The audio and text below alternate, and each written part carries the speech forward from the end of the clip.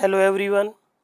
आज हम लोगों का आईपीसी का 11वां दिन है, जिसमें आज हम आईपीसी का सेक्शन 403 से लेकर लगभग 493 लगभग 90 धाराएं 90 सेक्शंस आज आपके कंप्लीट कराएंगे, वो भी 30 मिनट्स के अंदर अंदर। जैसा कि पहला टॉपिक ही है मिस एप्रोप्रिएशन ऑफ प्रॉपर्टी, संपत्ति का बेईमानी से दुर्विनियोग। यह है धारा 403 जो कहती है संपत्ति का बेईमानी से दुर्विनियोग। जैसा कि नाम से ही लग रहा है दुर्विनियोग, दुर मीन्स गलत और विनियोग मीन्स उपयोग करना। इसमें पहली बात तो है कि संपत्ति का बेईमानी से विनियोग करने के लिए संपत्ति क्या होना चाहिए, जंगम या मूवेबल प्रॉपर्टी होना चाहिए। मतलब सिर्फ मूवेबल प्रॉपर्टी का दुर्विनियोग होता है, स्थावर या नॉन मूवेबल प्रॉपर्टी का दुर्विनियोग आप नहीं कर सकते। पहला प्री में क्वेश्चन आता है ये। धारा शुरू करते हैं 403 संपत्ति का बेईमानी से दुर्विनियोग। एग्जैक्टली होता क्या है, अगर कोई आदमी किसी जंगम संपत्ति को अपने उपयोग में के लिए संपरिवर्तित कर ले या बेईमानी से उसका गलत तरीके से उपयोग करे, तो ऐसे आदमी को क्या होता है, 2 साल तक की सज़ा हो सकती है या जुर्माना हो सकता है या दोनों हो सकते हैं, जो कि धारा 403 में बताया गया है। एक इलस्ट्रेशन से समझ लें कि दुर्विनियोग होता क्या है। जैसे मान लीजिए का और खा दो लोग संयुक्त स्वामी हैं कि दोनों ने संयुक्त होकर दोनों ने साझेदारी में एक घोड़ा खरीदा। दोनों ही घोड़े के मालिक हैं, जो चाहे घोड़े को यूज़ कर सकता है, ले जा सकता है, कहीं टहला सकता है, घुमा सकता है, इस्तेमाल कर सकता है, कोई उसमें रुकावट नहीं है। मगर अगर क्या करते हैं, कोई एक पक्षकार जैसे मान लीजिए का है, का उस घोड़े को बेच दे और उसका पूरा जो पैसा मिले वो अपने उपयोग में ले आए, तो ये क्या है, संपत्ति का दुर्विनियोग है। फिर आ जाइए धारा 404 आईपीसी की। ऐसी संपत्ति का बेईमानी से दुर्विनियोग जो मृत व्यक्ति की मृत्यु के समय उसके कब्जे में थी। इस धारा को बहुत अच्छे से समझ ले कि कोई आदमी मान लीजिए उसका मालिक था और उस वक्त वो उस संपत्ति को यूज़ कर रहा था और यूज़ के दौरान ही वो मर गया। मरने के बाद चूंकि उसके वारिसों को, वो वारिस जो होते हैं उनको संपत्ति मिलना चाहिए थी, जो उसके कब्जेदार होना चाहिए, जो हकदार होना चाहिए, उनको संपत्ति मिल जाना चाहिए।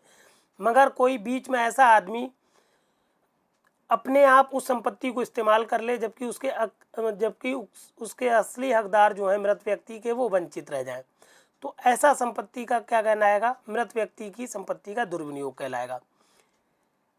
जैसा कि इसमें एक इलस्ट्रेशन हमने बताया है, ये तो आप समझ ही गए होंगे। लिखना कैसे है, ये इस तरह से लिखना है, जो कोई किसी संपत्ति को ये जानते हुए कि ऐसी संपत्ति किसी व्यक्ति की मृत्यु के समय उस मृत व्यक्ति के कब्जे में थी और तब से किसी व्यक्ति के कब्जे में रही थी, जो ऐसे कब्जे का वैध रूप से हकदार है, बेईमानी से दुर्विनियोग करेगा या अपने उपयोग में परिवर्तित कर लेगा, तो वो दोनों में से किसी भांति के कारावास से जिसकी अवधि 3 वर्ष तक की हो सकेगी। इसमें 3 साल तक की सज़ा है।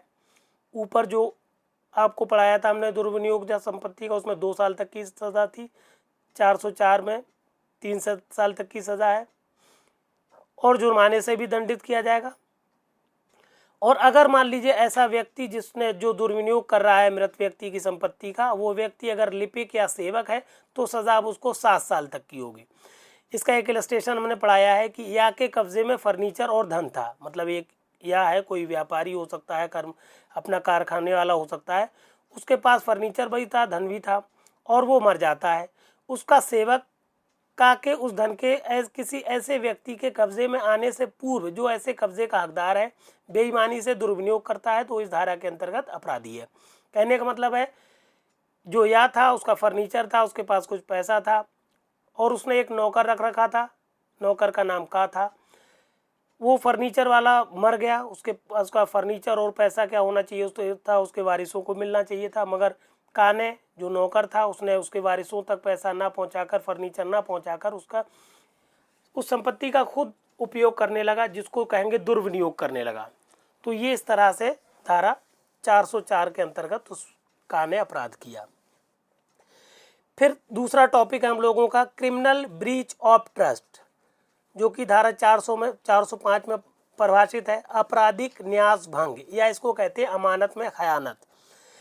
इस धारा में क्या होता है, ये किसी भी संपत्ति के लिए हो सकता है, चाहे वो मूवेबल हो चाहे वो नॉन मूवेबल हो, कोई भी प्रॉपर्टी हो। और क्या हो, इसमें एक खास बात है, मेनली इसको इस तरह से पढ़िएगा कि दुर्विनियोग और न्यास भंग में अंतर आता है। तो पहला तो अंतर ये हो गया कि दुर्विनियोग सिर्फ चल संपत्ति मूवेबल प्रॉपर्टी का होता है और न्यास भंग किसी भी संपत्ति का हो सकता है। फिर दूसरी बात यह है कि जो दुर्विनियोग है उसमें आप किसी व्यक्ति को न्यस्त नहीं करते, किसी व्यक्ति पर विश्वास रूप में आप उसको नियोजित नहीं करते, जबकि न्यास संपत्ति में आप अपनी मर्जी से किसी को संपत्ति देते हो, न्यस्त करते हो, उसको ट्रस्ट करते हो उस पर कि उसको संपत्ति आप दे रहे हैं। ये फर्क है दोनों धाराओं में। और ऐसा व्यक्ति जिसको आपने संपत्ति दी है, जिसको आपने न्यस्त किया था, ऐसा व्यक्ति उस संपत्ति को जो आपने उसको दी थी अमानत के तौर पर, उस संपत्ति में अमानत में खयानत कर दे, उस संपत्ति का गलत तरीके से उपयोग कर ले, अतिक्रमण करे, या जो संविदा आपने की उसका अतिक्रमण करे, उस संविदा को विखंडित कर दे, वो किसी भी तरह से उस संपत्ति को अगर वो यूज़ कर रहा है जो आपने उसको विश्वासपरता के अनुसार विश्वास में लेकर उसको संपत्ति दी थी, विश्वास करके संपत्ति दी थी, तो ये कहा जाएगा कि उस व्यक्ति ने न्यास भंग किया है। इसका इलस्ट्रेशन समझ लीजिए। का जो है एक भंडागारिक है। भंडागारिक का मतलब होता है भंडारण करने वाला आदमी, स्टोर करने वाला आदमी, किन्हीं चीज़ों को स्टोर करके रखने वाला आदमी का है। उसके पास क्या है, या जाते हैं क्योंकि उन्हें लंबे समय पर यात्रा पर जाना था, तो वो अपना कुछ फर्नीचर का के पास, क्योंकि वो भंडारण करते थे, उनके पास बहुत सारे कमरे थे, तो उनका एक कमरा किराए पर लेकर किराया कह देते हैं कि हम इतना पैसा देंगे, जब हम लौट के आ जाएं तो हमारा फर्नीचर हमें वापस कर दीजिएगा, जो आपका किराया होगा वो हम आपको दे देंगे। का इसमें क्या करते हैं, बेईमानी से उस माल को बेच देते हैं जो या ने उनके पास रखवाया था। यहाँ पर का ने आपराधिक न्यास भंग किया क्योंकि उन्होंने धोखे से उस संपत्ति को बेच दिया। इस तरह से ये धारा आपकी 405 हो गई। इसके बाद आ जाइए आप धारा 406। हालांकि यहाँ पर हमने लिखी नहीं है मगर आप ध्यान रखिएगा, धारा 406 में क्या है, आपराधिक न्यास भंग के लिए दंड है। तो दंड कितना मिलेगा, अगर कोई आपराधिक न्यास भंग करता है तो उसको 3 साल तक की सज़ा होगी, या जुर्माना होगा, या दोनों चीज़ें होंगी। फिर आईपीसी की धारा 410 में चुराई हुई संपत्ति की बात की गई है। तो जितना भी अभी हमने पढ़ाया है पिछले टर्म से यहाँ तक कि चोरी में जो संपत्ति आप प्राप्त करें, उद्यापन में करें, लूट में करें, आपराधिक दुर्विनियोग में करें, आपराधिक न्यास भंग में करें, जो भी इस तरह से आप संपत्ति गलत तरीके से बेईमानी का इंटेंशन रखते हुए प्राप्त कर रहे हैं, वो सारी की सारी संपत्ति चुराई हुई संपत्ति कहलाती है। फिर धारा 411 आईपीसी की कहती है चुराई हुई संपत्ति को बेईमानी से प्राप्त करना। क्या करते हैं आप, अगर कोई चुराई हुई संपत्ति आपको पता है ये चुराई हुई है और आप बेईमानी से उसे प्राप्त करते हैं, कैसे पता लगता है बेईमानी की, मान लीजिए कोई चीज़ 1000 रुपये की है, कोई 500 रुपये में बेच रहा है, इसका मतलब आपको शक होना चाहिए ये चुराई हुई संपत्ति है। तो अगर आप चुराई हुई संपत्ति को बेईमानी से प्राप्त करते हैं तो आपको क्या होता है, 3 साल तक का कारावास हो सकता है, या फिर जुर्माना लग सकता है, या फिर आप दोनों से दंडित किया जा सकते हैं। फिर आप आ जाइए धारा 415 में जो कहती है छल। छल का मतलब चीटिंग। चीटिंग का मतलब क्या मतलब है पूरा, कि जो कोई किसी व्यक्ति से प्रवंचना करे। प्रवंचना को पहले आप समझ लीजिए, प्रवंचना होता है किसी तथ्य को बेईमानी से छुपाना या सच्ची बात को छुपा लेने को प्रवंचना कहते हैं। तो छल में होता क्या है, चीटिंग में होता क्या है, कोई आदमी या कोई व्यक्ति किसी सच बात को, किसी तथ्य को बेईमानी से छुपा लेता है और उस व्यक्ति को जिससे उसने वो बात छुपाई हुई है उसको इस तरह से उत्प्रेरित करता है कपटपूर्वक या बेईमानी से कि वो व्यक्ति बेचारा उस भ्रम में आ जाए और कोई संपत्ति उस व्यक्ति को दे दे जो प्रवंचित करता है, जो धोखा दे रहा है, जो झूठ बोल रहा है, उसको वो संपत्ति दे दे। तो ये कहा जाता है कि उस व्यक्ति ने छल किया, जिसने की प्रवंचना की।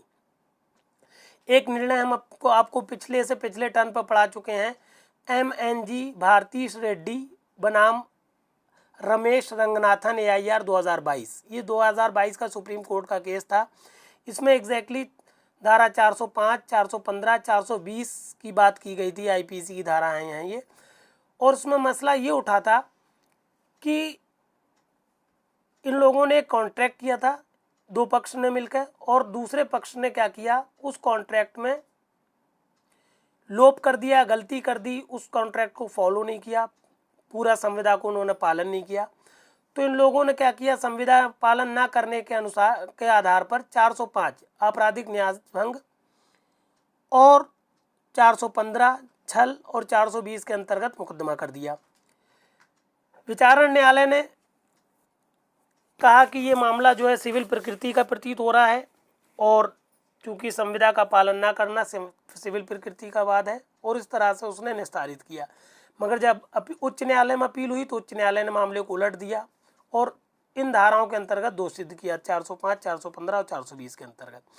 जब ये सुप्रीम कोर्ट में पहुंचे अपील करने, तो सुप्रीम कोर्ट ने कहा कि विचारण न्यायालय अपनी जगह सही था कि संविदा का पालन न करना सिविल प्रकृति का वाद है, और उच्चतम न्यायालय ने विचारण न्यायालय के निर्णय को सही माना और उच्च न्यायालय के निर्णय को निरस्त कर दिया। कुल मिला के संविदा का पालन न करना छल नहीं है, न्यास भंग नहीं है, या फिर 420 धारा के अंतर्गत नहीं आता। अभी 420 धारा भी हम आपको आगे बढ़ा देंगे। इस पर हमने एक नोट बता दिया है कि छल पूछा जाता है आप लोगों से, कौन सा ऐसा अपराध है जो शारीरिक, मानसिक, ख्याति, सांपत्तिक सभी प्रकार की हानियां पहुंचाता है या हानि करता है। तो छल एक ऐसा अपराध है जिसमें शरीर की भी हानि है, संपत्ति की भी है, मानसिक हानि भी है और ख्याति की भी हानि होती है। ये चारों तरह की हानियां लिप्त होती हैं छल के अपराध में। फिर धारा 416 पा जाइए, प्रतिरूपण द्वारा छल। प्रतिरूपण द्वारा छल को आप इस तरह से समझ लीजिए कि कोई आदमी क्या करता है, किसी दूसरे की पहचान बना के आपके सामने उपस्थित होता है। जैसे मान लीजिए कोई बैंककार है, कोई सुनार है, उस शहर का बहुत मशहूर सुनार है, और उसका नाम से कोई आदमी आए कि हम फला हैं और आपको बेवकूफ़ बना के चला जाए, ठग के चला जाए, तो ये कहलाएगा प्रतिरूपण द्वारा छल। जैसे हमने आपको इसमें एक उदाहरण दे दिया है कि मान लीजिए जो सीजनल टिकट्स होते हैं, रेलवे के रिजर्वेशन के टिकट्स होते हैं, तो वो पर्टिकुलर आदमी के नाम से जारी होते हैं। तो दूसरा आदमी अगर उस टिकट पे यात्रा करे, उस आदमी के नाम पर, जिस आदमी के नाम पर टिकट जारी हुए हैं, तो ये कहा जाएगा कि वो प्रतिरूपण द्वारा छल कर रहा है। फिर धारा 417 आईपीसी की कहती है छल के लिए दंड। छल के लिए आपको 1 साल तक का जुर्माना कारावास हो सकता है, या जुर्माना हो सकता है, या दोनों हो सकते हैं। फिर 419 में आ जाइए, प्रतिरूपण द्वारा छल के लिए दंड। तो प्रतिरूपण द्वारा छल के लिए दंड जो है 3 साल तक का होता है, या जुर्माना होता है, या दोनों से दंडित किया जाता है व्यक्ति। फिर आ जाइए आप धारा 420, जिसकी अभी हम बात कर रहे थे। 420 एग्जैक्टली है क्या, छल करना और संपत्ति को परिदत्त करने के लिए बेईमानी से उत्प्रेरित करना। मतलब आप किसी व्यक्ति के साथ छल करें और छल के साथ साथ उसको क्या करें, उसकी संपत्ति वो आपको दे दे, इस तरह से आप बेईमानी पूर्वक उत्प्रेरित करें, तो ये पूरा का पूरा मामला 420 धारा के अंतर्गत आता है। और ये चूँकि थोड़ी सी गंभीर धारा है, क्योंकि इसमें कारावास 7 साल तक का होता है। जो आदमी छल कर रहे और संपत्ति को परिदत्त करने के लिए उत्प्रेरित करेगा, उसको 7 साल तक की सज़ा और जुर्माना से भी वो दंडित होगा। फिर आ जाइए आप धारा 425 पे, जिसको कहते हैं रिष्टी। रिष्टी कहते हैं मिसचीव को। मिसचीव का मतलब क्या है समझ लें।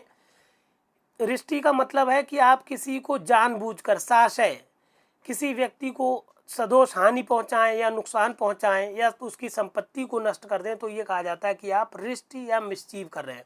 जैसे इसका बहुत एक इम्पॉर्टेंट एग्जाम्पल है कि किसी का मान लीजिए जो बर्फ गृह था, पानी बर्फ़ रखने का जो गृह होता है, बर्फ गृह था, उसमें आपने पानी भर दिया तो उसका सारा बर्फ़ घुल गया, तो ये कहलाएगी रिष्टी। या आपने क्या किया, किसी की अंगूठी देखने के लिए ली और वो अंगूठी आपने पानी में, नदी में फेंक दी और उसका आपने नुकसान कर दिया, तो इस तरह से आपने उसकी रिष्टी कारित की। रिष्टी के लिए या मिसचीव के लिए आपको 3 साल तक की सज़ा होती है, या जुर्माना होगा, या आप दोनों से दंडित किए जाएंगे। एक धारा और है 429, क्या कहलाती है धारा 429, किसी मूल्य के ढोर कहते हैं कैटिल को, जानवर को, जो एग्जैक्टली बोझा ढोने के काम आते हैं, ढोर आदि को, या 50 रुपए के मूल्य के किसी जीव जंतु को वध करने या उसे विकलांग करने द्वारा रिष्टी। कि आप किसी जानवर को या कोई ऐसा जानवर है जो जिसकी कीमत 50 रुपये से अधिक है, उसको आप विकलांग कर दें, चोट पहुंचा दें या उसको मार डालें, तो आप पर क्या होगी, 5 साल तक का कारावास हो सकता है या फिर जुर्माना लग सकता है या फिर आप दोनों से दंडित किया जा सकते हैं। अब इतने के बाद इस टॉपिक आपका आया धारा 441 में आपराधिक अतिचार। आपराधिक अतिचार को कहते हैं क्रिमिनल ट्रेसपास।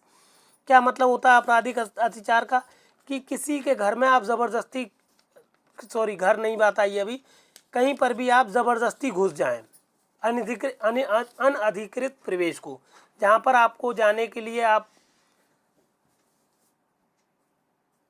को आज्ञा नहीं है, जहां पर जाने की, अगर वहां आप घुस जाते हैं तो ये कहलाता है आपराधिक अतिचार। फिर धारा 442 में आ जाइए, गृह अतिचार। गृह अतिचार क्या है कि अगर आप किसी के ऐसे घर में जहां पर आपको जाने की मनाही है या आप जाने के लिए स्वतंत्र नहीं है, आप किसी के घर में घुस जाते हैं इस तरह से, तो ये हो जाएगा गृह अतिचार। फिर धारा 443 में प्रच्छन्न गृह अतिचार। प्रच्छन्न कहते हैं लर्किंग को। लर्किंग मीन्स तोड़ के फोड़ के किसी तरीके से अगर आप घर में घुस रहे हैं किसी के, तो ये कहलाता है लर्किंग ट्रेसपास। फिर धारा 444 में है रात्रो प्रच्छन्न गृह अतिचार। रात्रो मीन्स रात में, प्रच्छन्न मीन्स तोड़ फोड़ कर, गृह अतिचार मीन्स घर में घुस जाना। तो रात्रो का मतलब है अगर आप सूर्यास्त के बाद और सूर्योदय से पहले किसी के घर में तोड़ फोड़ करके कहीं से भी घुस जाते हैं तो ये कहलाएगा रात्रो प्रच्छन्न गृह अतिचार। फिर धारा 445 इंपॉर्टेंट है, जो कहलाती है गृह भेदन। गृह भेदन या हाउस लर्किंग एग्जैक्टली पूछा जाता है गृह भेदन कितने प्रकार से होता है, तो गृह भेदन 6 प्रकार से किया जा सकता है। किस तरह से, कि आप किसी ऐसे रास्ते से किसी के घर में घुस जाएं जो आपने खुद बनाया है। दूसरी बात, कहीं पर ऐसी चीज़ से चढ़ के आप चले जाएं जो कि जिससे कि व्यक्ति को नहीं जाना चाहिए। तीसरी बात, किसी ऐसी जगह से आप घर में घुस जाएं पटला उटला हटा के कि जिससे आपको अंदर नहीं पहुंचना चाहिए था, या फिर आप ताला खोल के किसी के घर में घुस जाएं, या फिर आप किसी को धमकी देकर या हमला करके अंदर घुस जाएं, या फिर आपराधिक बल प्रयोग करके आप किसी के घर में घुस जाएं, या फिर आपको रोकने के लिए जो जगह बनाई गई थी, जो दरवाज़ा लगाया गया था, उस जगह से आप घुस जाएं, तो ये सब कहलाएगा। ये 6 तरीके हो जाएंगे जिसमें कहा जाएगा कि आपने गृह भेदन किया है। फिर धारा 446 में रात्रो गृह भेदन। अगर आप यही काम किसी के घर में घुस रहे हैं, गृह भेदन कर रहे हैं, हाउस लर्किंग कर रहे हैं, हाउस ब्रेकिंग, शायद हमने गृह भेदन को लर्किंग कह दिया था, तो गृह भेदन को कहते हैं हाउस ब्रेकिंग। अगर ये रात में कर रहे हैं, तो रात का मतलब है सूर्योदय के बाद, सूर्यास्त के बाद और सूर्योदय से पहले। अगर ये काम रात में आप कर रहे हैं तो ये धारा 446 के अंतर्गत आ जाएगा, रात्रो गृह भेदन में आ जाएगा ये। फिर धारा 447 में आ जाइए, आपराधिक अत्याचार के लिए दंड। कितना दंड मिलता है अगर कोई आपराधिक अत्याचार कर रहा है, तो आपको दंड मिलेगा 3 महीने तक का या 500 रुपये का जुर्माना लगेगा। अगर आप किसी के ऐसी जगह पर घुस जाते हैं जहाँ पर आपको मनाही है, किसी सीमा तक आप जा रहे हैं, तो ये कहलाएगा आपराधिक अत्याचार। फिर 454 बताई गई है धारा, कारावास से दंडनीय अपराध करने के लिए प्रच्छन्न गृह अत्याचार या गृह भेदन। क्या मतलब है इसका, कि कोई कारावासित अपराध करने के लिए अगर आप किसी के घर में तोड़फोड़ करके घुस जाएं या गृह भेदन करके घुस जाएं, तो आपको क्या होगा, 3 साल तक की सज़ा हो सकती है और जुर्माना भी लगेगा। और अगर ऐसा अपराध करने के आशय से आप घुसे हैं जो कि चोरी है, मतलब चोरी करने के इरादे से अगर आप किसी के घर में घुसते हैं या आप गृह भेदन करते हैं चोरी के इरादे से, तो आपको सज़ा होगी 10 साल तक की। फिर 456 धारा कहती है रात्रो प्रच्छन्न गृह अत्याचार या रात्रो गृह भेदन के लिए दंड। क्या होगा इसमें, कि अगर आप रात में किसी के घर में घुसते हैं, रात अभी हमने बताया था, सूर्यास्त के बाद और सूर्योदय से पहले, सूरज डूबने के बाद और सूरज निकलने से पहले अगर आप किसी घर में घुस रहे हैं, तो ये हो जाएगा रात्रो प्रच्छन्न गृह अत्याचार या रात्रो गृह भेदन। और इसके लिए दंड आपको 456 धारा में मिलेगा, 3 साल तक का कारावास है और जुर्माना लगाया जाएगा। फिर आ जाइए आप धारा 457 इंपॉर्टेंट है, इसमें कहा गया है कारावास से दंडनीय अपराध करने के लिए रात्रो प्रच्छन्न गृहतिचार या रात्रो गृह वेदन। क्या करते हैं आप, किसी कारावास से संबंध दंडनीय कोई अपराध है, वो कितना भी कारावास हो सकता है, 2 साल का भी हो सकता है, 20 साल तक का भी हो सकता है, आजीवन भी हो सकता है। और ऐसे कारावास से दंडनीय अपराध करने के लिए आप क्या करते हैं, रात्रो प्रच्छन्न गृहतिचार कर रहे हैं या रात्रो गृह वेदन कर रहे हैं, रात में आप किसी के घर में घुस रहे हैं, तो आपको 5 साल तक का कारावास होगा और जुर्माना लगाया जाएगा आपके ऊपर। और अगर ऐसा अपराध जिसका करने का आपका आशय है वो अपराध चोरी है, तो आपको 14 साल तक की सज़ा हो सकेगी। इस धारा 457 में उत्तर प्रदेश में संशोधन कर दिया गया है, इसलिए उत्तर प्रदेश वालों के लिए ज़्यादा इम्पोर्टेंट है या उत्तर प्रदेश के एग्ज़ाम्स के लिए ज़्यादा इम्पोर्टेंट है। कहा गया है कारावास, अगर आप क्या करते हैं 457 के अंतर्गत, अगर कारावास से दंडनीय अपराध करने के लिए रात्रो प्रच्छन्न गृहतिचार करते हैं या रात्रो गृह वेदन करते हैं, तो उत्तर प्रदेश में ये कारावास जो होगा आपको 3 साल से कम नहीं होगा, किंतु ये कारावास 14 साल तक का हो सकेगा। और ऐसा जुर्माना लगाया जा सकेगा जो कि 5,000 से कम नहीं होगा और ज़्यादा कितना भी हो सकता है। इस तरह से आपको ये गृह वेदन, गृहतिचार, इस सबसे संबंधित धाराएं हो गई। तो कुल मिला के ये आप पढ़ रहे थे अध्याय 17, जो कि धारा 378 से लेके धारा 362 तक है। 378 से लेके हमने 400 धारा 400 तक पिछले टर्म पर पढ़ाया था, डे 10 पे पढ़ाया था, और आज भी इसका कुछ पोर्शन बचा था, इसलिए हमने आपको अध्याय का भी बता दिया, क्योंकि ये लगभग सबसे बड़ी अध्याय है।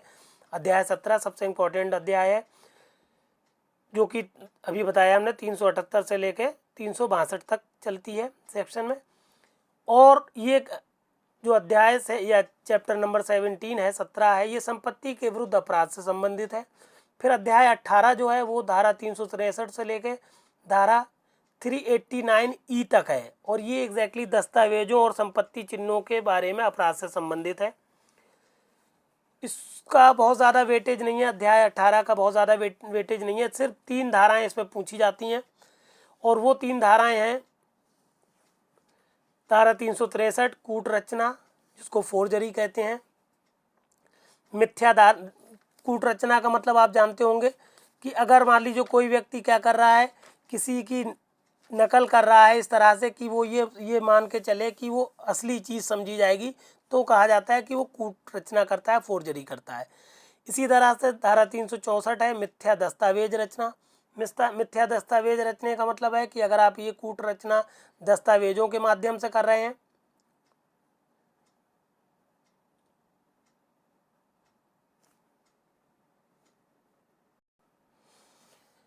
किसी दस्तावेज में आप कूट रचना कर रहे हैं, किसी के हस्ताक्षर कर रहे हैं, या कोई भी संपत्ति बेईमानी से या इलेक्ट्रॉनिक रूप में छेड़छाड़ कर रहे हैं, इलेक्ट्रॉनिक दस्तावेजों, डॉक्यूमेंट्स में, इलेक्ट्रॉनिक रिकॉर्ड्स में आप छेड़छाड़ कर रहे हैं, ये सारे के सारे आ जाएंगे मिथ्या दस्तावेज रचना में।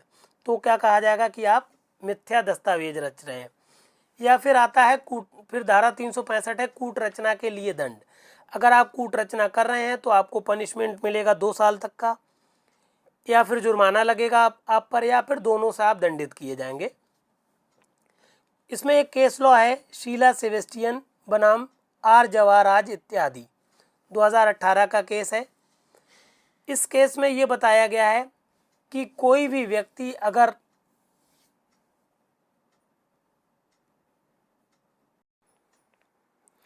इस केस में शीला सेबेस्टियन बनाम आर जवाहराज 2018 के केस में एग्जैक्टली सुप्रीम कोर्ट ने बताया कि मिथ्या दस्तावेज का मतलब क्या है।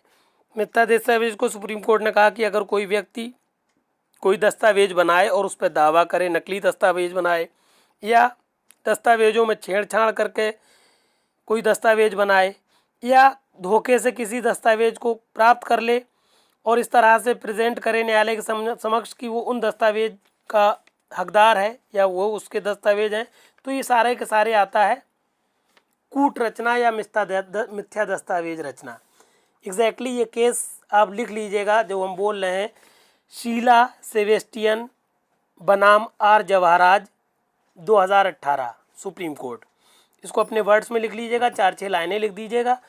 सिर्फ इस केस का मतलब ये है कि इसमें कूट रचना और कूट मिथ्या दस्तावेज रचना को सुप्रीम कोर्ट ने एक्सप्लेन किया था, और ये कहा कि अगर कोई ऐसा व्यक्ति गलत तरीके से संपत्ति को प्राप्त करने के लिए दस्तावेज बना रहा है या किसी दस्तावेज पे ऐसी कूट रचना कर रहा है तो वो व्यक्ति जो है कूट रचना के लिए दंड का हकदार होगा, जो कि धारा 365 में बताई गई है।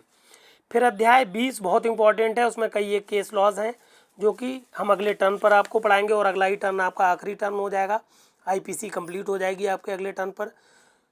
अध्याय 20 एग्जैक्टली आपका धारा 493 से लेकर 498 तक है और जो कि अध्याय 20 विवाह संबंधी अपराधों के विषय में है। ठीक, इस तरह से ये मैटर जो आज हमने आपको पढ़ाया, लगभग आज 90 धाराएं हैं। कुछ धाराएं बहुत ज़्यादा इंपॉर्टेंट हैं, खास तौर से ये प्रीलिम्स के हिसाब से बहुत इंपॉर्टेंट टॉपिक है, पोर्शन था ये। तो ये सारी धाराएं हमने आपको करा दी हैं, ये सब के लिए ज़रूरी है मैटर, चाहे आप PCSJ की तैयारी कर रहे हो, HJS की कर रहे हो या APO की कर रहे हो या किसी भी एंट्रेंस एग्ज़ाम या LLB आप कर रहे हो। LLB के साथ साथ भी अगर आपका सपना जज बनने का है तो आप आराम से इस मैटर को पढ़ के जज बन सकते हैं। कंप्लीट नोट्स है, इसलिए आप इस मैटर को सारे साथियों को शेयर कर दीजिए। और अगर अभी तक हमारे चैनल को सब्सक्राइब नहीं किया है तो सब्सक्राइब कर लीजिए, क्योंकि हम इससे पहले आपको पूरा CRPC दे चुके हैं, पूरा एविडेंस एक्ट दे चुके हैं और ये तीसरा मेजर एक्ट है आपको IPC का, ये दे रहे हैं सारे। अगर जैसे ही आप सब्सक्राइब करेंगे तो नीचे की तरफ चलते चले जाइए, आपको सारे वीडियोस लाइन से मिल जाएंगे। और अगर कोई असुविधा हो रही तो हम बीच बीच में अपना नंबर दिए, उस नंबर पर हमसे संपर्क कर लीजिएगा। धन्यवाद।